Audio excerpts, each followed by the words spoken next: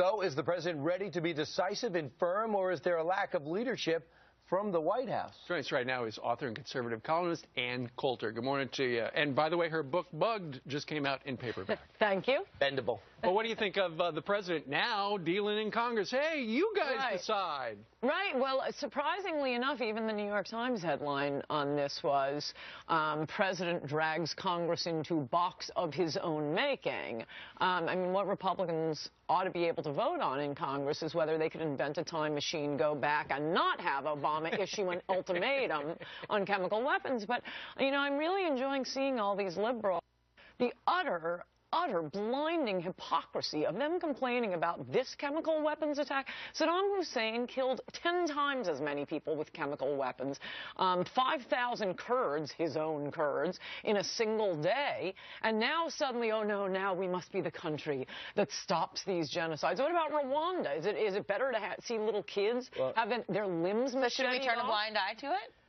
No, we ought to, we're a nation, he's the commander-in-chief. What America should do should be in America's national security interest, and I don't see any national security interest here. He doesn't either, or he wouldn't be trying to drag Congress in to make his decision for him. You know, David Axelrod made a very political statement after. He says the president has effectively turned the tables on Republicans. The dog that caught the bus. Now, it seems to be a telling slip. Does that show that this is political when Axelrod makes that statement? Yeah, we're talking about our national security, him being the commander-in-chief, and this is just a political game for them.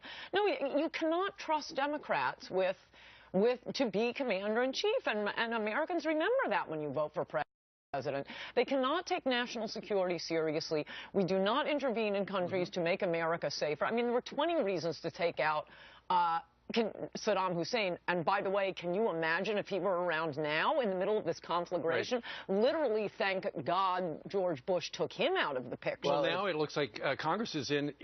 He's boxed Congress in, and we saw John McCain yesterday after the meeting with the president say, you know, unless Congress goes along with it, it could be catastrophic. Oh, as opposed to going along with it, and then it's going to be smooth sailing. It's catastrophic to go in. I mean, if he hits the chemical weapon plant itself, boom. Right. He could be responsible for releasing things. What if Syria retaliates?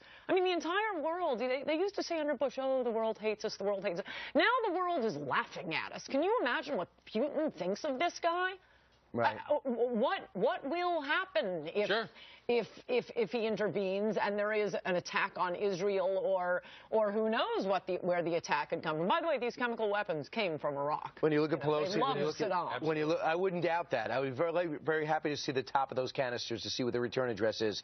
When you look at Senator Kerry, Speaker Pelosi, and you look at others, have all said positive things about Assad. Friendly, a reformer, agent for change, and now he's enemy number one. Well, the point I'd make about this is liberals are so unserious that, I mean, obviously, any country we are not at war with, we are going to have diplomatic relations with. They made such a big deal of Donald Rumsfeld meeting with Saddam Hussein 20 years earlier. I know. We weren't writing puff pieces in Vogue about Saddam Hussein as they did about Assad. All right.